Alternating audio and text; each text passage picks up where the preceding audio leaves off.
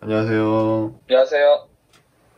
대터의 주간 환율 전망이 돌아왔습니다. 이번 주에는 제가 맞췄죠? 네. 네, 완전히 정확하게 맞춘 환율 움직임이었습니다. 2021년 1월 18일부터 22일까지 달러원 저점은 1097.50, 고점은 1107.50, 딱 10원 레인지에서 움직였고요. 오늘 금요일 종가는 1103.20, 네, 1100원대 초반에서 마무리가 됐습니다. 바이든 정부에서 지난주에 1.9조 달러 규모의 부양책을 내놓았는데 이것에 대해서 오히려 주 초반의 시장은 주가 상승에 대한 조정의 빌미로 삼는 느낌이었습니다. 근데 좀 이유가 웃긴데 민주당의 의석이 압도적이지 않기 때문에 의회 통과가 걱정이라느니 아니면은 이렇게 국채 발행을 통한 빚을 많이 지게 되면 결국 증세 압력이 심해질 거다, 이런 제가 보기에는 좀 택도 없는 소리를 하면서 조정을 받게 되니까 이유를 찾은 것 같은데, 그런데 미국 국채 금리는 1.12까지 상승을 했습니다. 그랬었고 주 중반에는 다시 위험 선호가 살아나면서 주가가 올랐고 미국 국채 금리는 1.08까지, 그러니까 10년물 미국 국채 금리에 달러 인덱스가 연동이 되면서 강달러가 될 때는 주식이 조정을 받고 약달러로 내려올 때는 다시 주가가 오르는 그런 움직임을 보이다가요, 이 옐런 재무장관 지명자가 상원에서 이제 발언할 내용들을 먼저 서면으로 공개한 것이 있었는데, 여기에서 옐런은 정말 이걸 제대로 예상한 사람은 없다고 보는데 경기 회복을 위한 대범한 행동을 천명을 했습니다. 네, 이건 이따가 자세히 기사로 보시도록 하시고요. 간단히 말하면 지금 저금리 상황이고 여기에서 경기 침체를 막기 위해서는 일단 지금 재정을 많이 풀어서 정말 대범하게 행동을 하는 것이 필요하다고, 굉장히 비둘기파적인 얘기를 한 거죠. 제가 옐런이 연준 의장 시절에는 이 가터랑 이 사람은 예일둘기다, 그다음 파월이 오른다면 월둘기다, 그런 농담을 하긴 했었는데, 자, 그렇고 한국의 수출은 1월 1일부터 20일까지의 수출은 호조를 보였습니다. 10% 전년 대비 10% 정도 증가하는 그런 지표가 발표가 되었고요.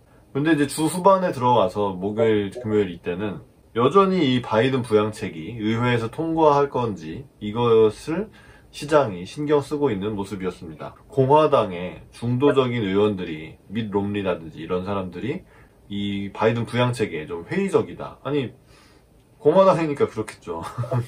뭐 그런 기사를 내면서 한 명이라도 반란을 할까봐 문제를 삼는 건지 모르겠는데, 의회 통과 여부에 신경을 쓰면서 주가나 뭐 이렇게 조정을 받는 그런 분위기로 마무리가 됐습니다. 따라서 달러원도 1100원대 초반까지 올라서 마무리가 됐습니다.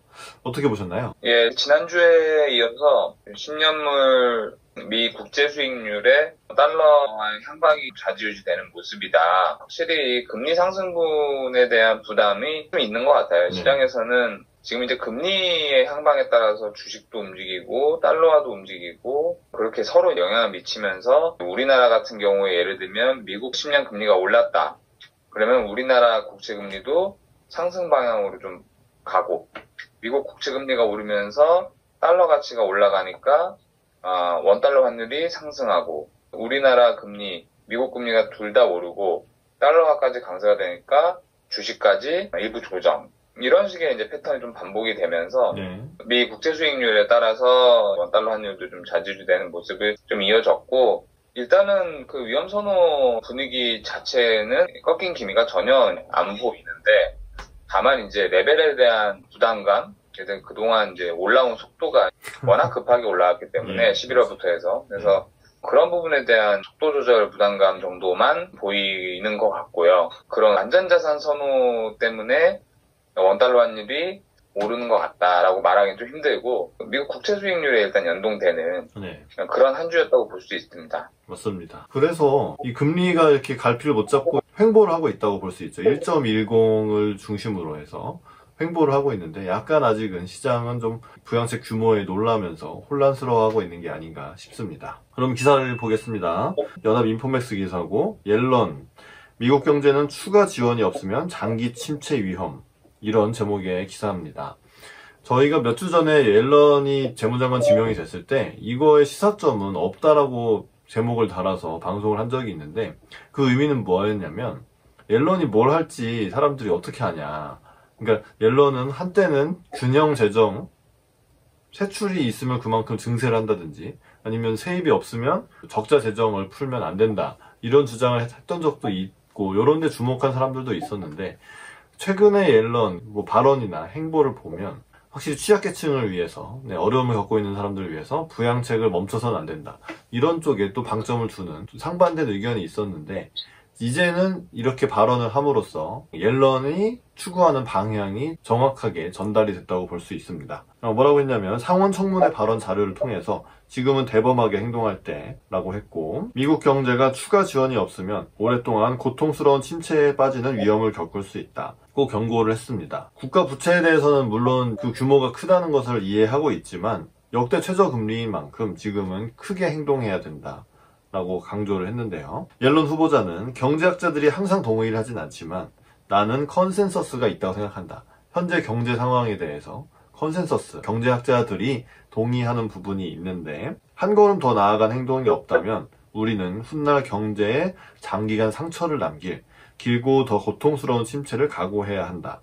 이렇게 말을 했다는 거죠. 이게 컨센서스라는 거고 결국 이것은 저는 MMT를 천명한 것이다 라고 봅니다.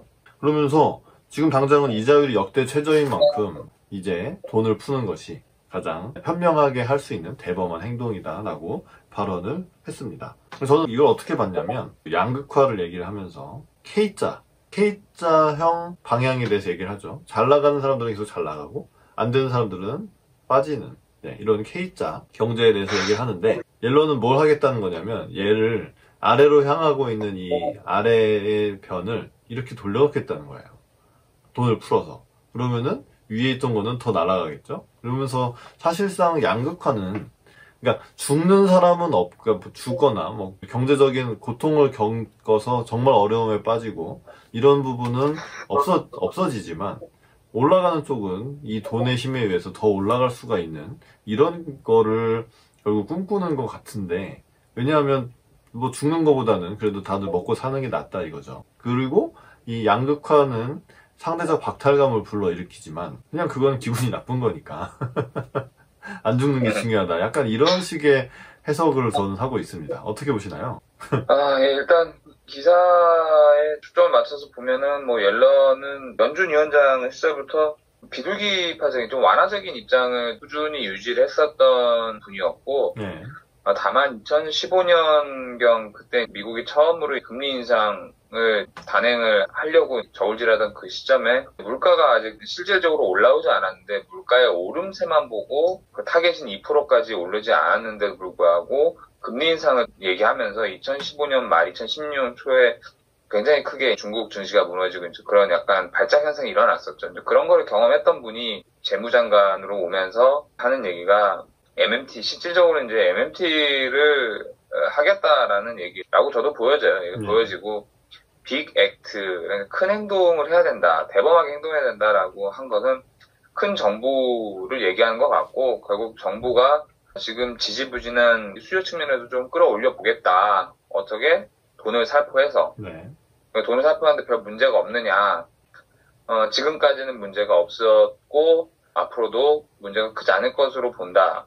통화당국과 재정당국이 같이 협력을 하면 미국은 가능하다라는 입장인 것 같아요, 요약하면. 그래서 일단은 저는 개인적으로는 선별적인 지원, 굉장히 피해를 많이 보고 실질적으로 가장 힘든 쪽에 전국민 재난지원금 할 재원으로 차라리 그 사람들한테 때려붓는 게 어떠냐라는 생각을 저는 좀 개인적으로 갖고 있는데 일단은 미국은 전국민을 대상으로 현금을 1,400달러 증원해서 2,000달러 주기로 했고 이런 거 그 내용을 조금씩 보면은 보편적 복지에 대한 부분을 좀 강조하고 있는 것 같고요. 과연 이거는 결국은 저희가 여러 번 올해 얘기했지만 물가에서 문제가 정말 없느냐.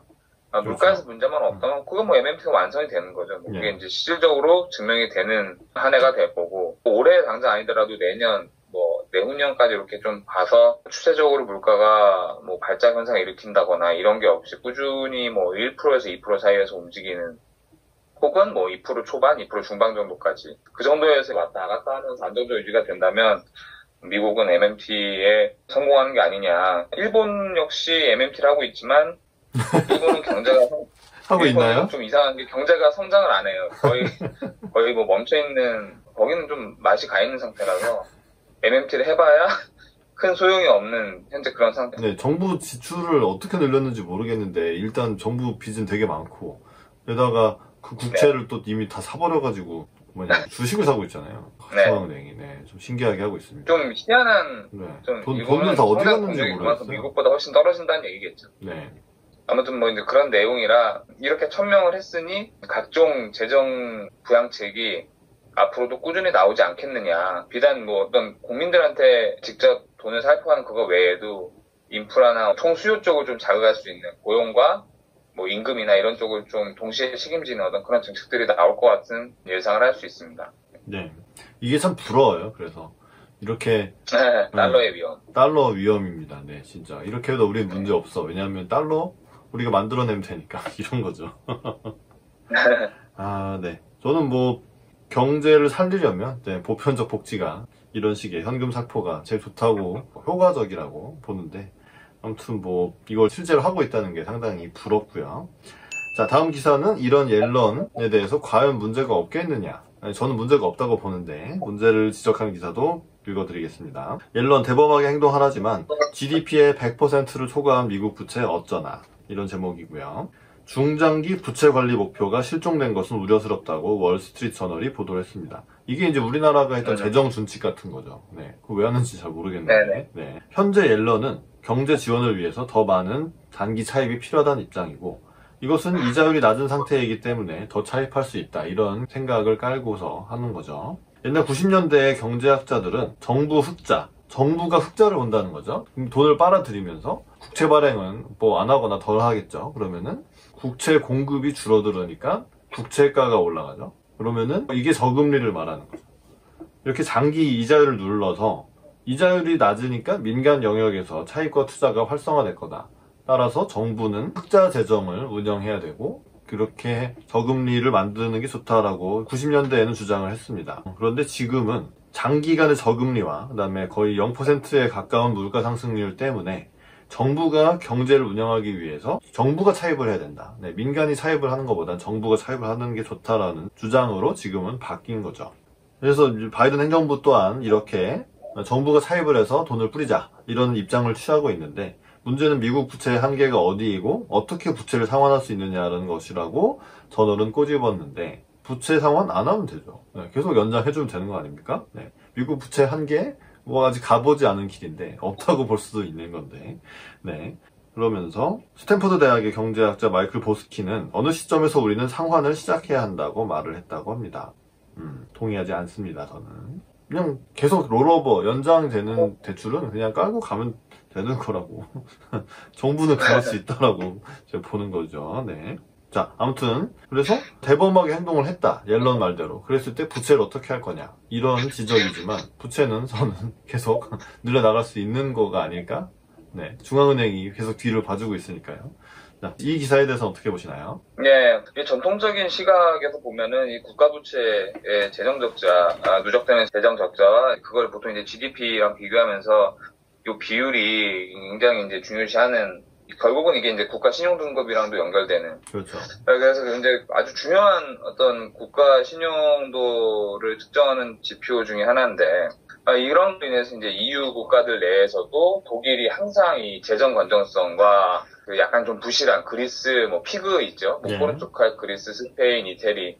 이런데 재정 적자, 국가 부채 수준을 GDP의 몇 프로 이내로 해야 된다. 그거 지켜라. EU 거 지켜라. 게 항상 강조하는 부분이고. 근데 이제 이 기사를 보면 재밌는 거는 옐런이 이제 믿는 구석은 딱 그런 거예요. 제로금리다. 네. 제로금리 시대에 이자 비용이 나갈 게 없는데 우리가 아무리 부채를 찍어낸들 이자 비용은 과거 금융위기 때 2008년 때보다 더 적어졌는데, 왜냐면 그때는 금리가 뭐 5% 근처였고 그렇죠. 지금 0%인데 지금 뭐 국가 부채가 훨씬 많이 들어도 결국 이자 비용은 더 줄어들지 않았냐. 우리가 세계 최고의 국가고 세계 최고의 안전자산으로 대우받는 국채는 차환 리스크가 없는데, 더군다나 환 위험도 없죠 여기는. 그러니까 그냥 이럴 때는 크게 행동하자. 이자 안 내도 돼. 천조국 달러의 위험이죠, 진짜. 천조국 달러의 위험. 네, 정말 이건 달러의 위험이고, 미국만이 이렇게 강하게 얘기할 수 있는. 그렇죠. 뭐, 그럼에도 불구하고 전통적인 경제학자들은 얘기를 하죠. 이게 어떤 후폭풍이 이제 불지 한 번도 걷지 않은 길을 이제 가려고 하니 당연히 그 불확실성에 대한 리스크, 두려움은 있는데 옐런의 말도 저는 충분히 일리가 있다고 생각을 하고 어차피 저성장 저금리가 뉴노멀이라면 어느 정도 이런 아주 뭐 얼토당토하는 얘기는 아니라고 판단이 되면 한번 해보고 또 새로운 그 경제의 시대를 열어보자라는 측면에서는 미국은 일단은 해볼 만한 실험이고 네. 나름 논리가 있는 것 같다라는 생각이 좀 먼저 들고 다른 나라는 이렇게 하면 골로 갈 것 같고요. 네. 결국은 달러 패권을 가지고 있는 국가는 정말 깡패입니다. 그냥 이렇게 할 수 있어요. 할 수 있고 말이 맞잖아요. 무한대로 연장이 되는 빚이 있는데 이자율이 제로다. 그러면 당연히 빚을 내서 못 해야 되지 않을까요? 그렇죠. 당연히 빚을 내야죠. 그걸 왜 갚습니까? 네, 이런 길인데 왜 안 해? 비용이 안 나가는데. 네. 네. 이거 차라리 이렇게 돈 빌려서 아주 힘들어하는 사람들한테 일자리도 늘려주고 야 으쌰으쌰해서 좀 소비 좀 하고 디지털 시대에 좀 내가 돈 좀 줄게 좀 해봐 너도 거기 이렇게 뭔가 막 으쌰으쌰 해볼 만한 건 되잖아요. 그렇죠. 당연히 그런 거 해야지 이자도 안 내는 달러 빚 갖고 있다가 망해가는 경제 바라보면서 우리는 국가는 부자야 결국 이게 일본이랑 뭐가 다릅니까 그러면 좀 한편 우려가 되고 무슨 일이 있을지 모르지만 그거는 막연한 우려고 옐런 입장에서 그리고 지금 파월의 기조나 이런 전체적인 미국이 흘러가는 분위기를 보면은 이런 재정 적자의 문제가 미국에서는 바로 단시간에 문제가 되거나 이러진 않을 것 같다. 효용이 좀 클 수도 있을 것 같다라는 생각이 좀 들었습니다. 네. 진짜 계속 저희가 이렇게 말씀을 드리다 보니 너무너무 부럽네요. 네. 정말 달러니까 이렇게 할 수가, 달러를 갖고 있기 때문에 이렇게 할 수가 있는 거고. 게다가 그렇죠. 심지어, 정부가 이렇게 부양을 하고 하는 게 맞느냐, 이렇게 논쟁을 할 수는 있습니다. 네. 하지만, 정부 입장에서는, 그러면은 그냥 같이 가만히 아무것도 안 하고 굶어 죽을까? 이거보다는 뭔가 지금 하긴 해야 되는데, 공화당은 적절한 수준의 부양책을 상원 선거 때나 이렇게 얘기를 했던 거고, 민주당은 과도하다 싶을 정도의 부양책을 얘기를 했던 거죠. 그리고 이 민주당이 결국 선거에서 이겼고 선택을 받았습니다. 트럼프는 이 대중 정치인으로서 약간 감각이 있다고 보는 게 공화당 내 적정한 수준을 말하는 세력과는 달리 민주당만큼 우리도 현금 살포해야 된다. 하지만 공화당 내에서는 반대 목소리가 꽤 컸었고, 그 다음에 트럼프는 어쨌든 그 스타일상 또 정책상 다른 문제가 있기 때문에 민주당이 바이든이 선택을 받은 거죠. 그리고 당장 처음부터 하겠다는 정책이 이런 건데, 우리나라는 기재부의 나라냐는 얘기 계속 나오는데, 정말 부럽네요. 네. 옐런 보유국이라고 해야 되지 않을까. 이거는 사실 실패할 수 없다고 보는데, 물론 정부 재정이 너무 방만해가지고 굉장히 비효율적으로 쓰인다면, 그래서 이 돈을 살포한 만큼의 생산성 증가라든지 사람들의 효용이 발생하지 않으면 그건 그것대로 문제겠지만 아무것도 안 하는 것보단 낫다. 이 길로 미국은 접어들고 있다. 이렇게 보시면 되겠습니다. 네. 다음 주 환율 전망해보시죠. 네. 저희는 이렇게 생각하는데, 물론 이것을 우려하는, 그러니까 정부 부문의 비효율성, 정부가 돈을 쓰는 게, 그렇게 부양책을 쓰는 게 굉장히 불편한 사람들도 많이 있죠. 특히 이제 시장주의자들의 경우에는, 네. 그런 생각도 물론 할 수가 있습니다. 네. 어쨌든, 옐런은 요 K자로 가는 이 시대에 이렇게 돌려놓겠다. 이런 거고, 그러면은 저는 자산 가격은 계속 날아갈 거라고 보는데, 아직 시장은 혼란스러워하고 있다. 게다가 이것이 의회 통과가 될지, 증세 얘기를 갑자기 하진 않을지, 이런 걱정들을 많이 해서, 제가 거의 확신하는 것만큼의 이렇게 시장이 올라버리는 이런 일은 현재 발생하지 않고 있고, 점진적으로 하나하나 확인해 가면서, 진짜 문제가 없냐? 진짜 한다고? 진짜 문제가 없나? 이게 의회 통과가 되나? 이런 식의 좀 차분한 길을 가게 될 것 같습니다. 지난 1, 2주간의 분위기는 그랬으니까요. 그런 면에서 환율은 미국 금리가 서서히 오를 것이기 때문에 이 정책이 성공을 하면 미국의 장기 금리는 서서히 오르겠죠. 경기가 좋아질 거를 예상을 하니까요. 그러면 달러는 약간 또 강세로 갈 수도 있고, 아니면 이것이 위험자산 선호로 해서 정말 골디락스가 왔구나 이렇게 갈 수도 있고, 두 가지 방향은 환율의 면에서는 다 열려 있다고 볼 수가 있기 때문에 저는 이번 주까지는 미국 장기금리의 점진적인 상승에 따른 환율 상승, 요거를 전망을 해서 저는 1095원에서 1115원까지 점진적으로 계속 조금씩 상승을 해가는, 네. 근데 이게 확신은 없네요. 왜냐하면 갑자기 위험자산 선호다, 뭐 주가 오른다, 또 날아가 보자, 뭐 달려보자, 이런 식의 또 반응들도 나올 수 있기 때문에 빠르진 않지만 조금 상승하지 않을까, 네. 이렇게 위쪽으로 좀 보고 싶습니다. 네. 어떻게 보시나요? 네, 당분간은 미국 국채금리 1%좀 위에서 놀고 있는 1.1% 언저리에서 지금 조금 정체되면서 왔다 갔다 하고 있는데, 여기서 금리에 대한 민감도가 높아진 상황이라 주식도 환율도 금리의 움직임을 좀 후 반영하는 한 주가 좀 이어지지 않을까 이런 생각이 들고, 물론 말씀드렸지만 위험 선호의 심리 그리고 그런 여건 자체가 바뀐 거는 없지만 많은 긍정적인 부분을 정말 끌어 모아 선반영시키고 있는 현재 상황이라고 좀 판단이 돼서, 사실은 조정도 없었고 이제 어떤 걸 핑계로 조정을 대기 딱 좋은 시점이냐, 이제 이게 금리에 대한 핑계를 대기가 근데 좋은 시점이긴 해서 사실은 살얼음을 좀 걷는 기분? 단기적으로는 좀 조정이 올 수 있을 것 같다, 위험자산에. 그리고 원화 같은 경우는 달러에 대한 환율 민감도가 아래 방향보다 위쪽으로 조금 더 민감한 것 같아서 빠질 때는 조금 천천히 빠지고, 그러니까 원래는 안 그랬거든요. 빠질 때 급하게 빠지고 오를 때 좀 천천히 올랐는데, 그렇죠. 1월 들어서는 의외로 원화가 좀 달러에 좀 약한 모습을 계속 보이고 있는 점이 조금 의구심이 좀 들어서 좀 상승 트라이를 하는 또 한 주가 되지 않을까 그렇게 생각이 들고요. 저는 하단은 1098원 정도로 하고 상단은 1120원 정도 네. 해가지고 조금 더 오를 만한 환경이 조성이 되어 있는 게 아니냐, 좀 이런 생각이 좀 들었습니다. 네. 근데 뭐 많이는 안 움직일 수도 있어요. 왜냐면 지난주에도 네, 93원에서 1103원이었고 이번 주에는 1097원에서 1107원이었기 때문에 계속 이 10원 정도의 낮은 변동성이지만 사실 뜯어보면 재밌는 그런 환율 움직임이 이어지고 있습니다. 도움이 되셨으면 저희들 구독도 눌러주시고 좋아요도 눌러주시고 댓글도 달아주시면 저희에게 큰 도움이 되겠습니다. 부탁드리고요. 저희들의 의견은 개인 의견이고 저희들이 다니는 가까이 은행과는 아무런 상관이 없습니다. 투자는 여러분 개인의 판단에 의해서만 하시는 것이고 저희들의 의견은 꼭 참고만 해주시기를 부탁드리겠습니다. 그럼 대터의 주간 환율 전망은 다음 주에 다시 돌아오겠습니다. 시청해주셔서 감사합니다. 감사합니다.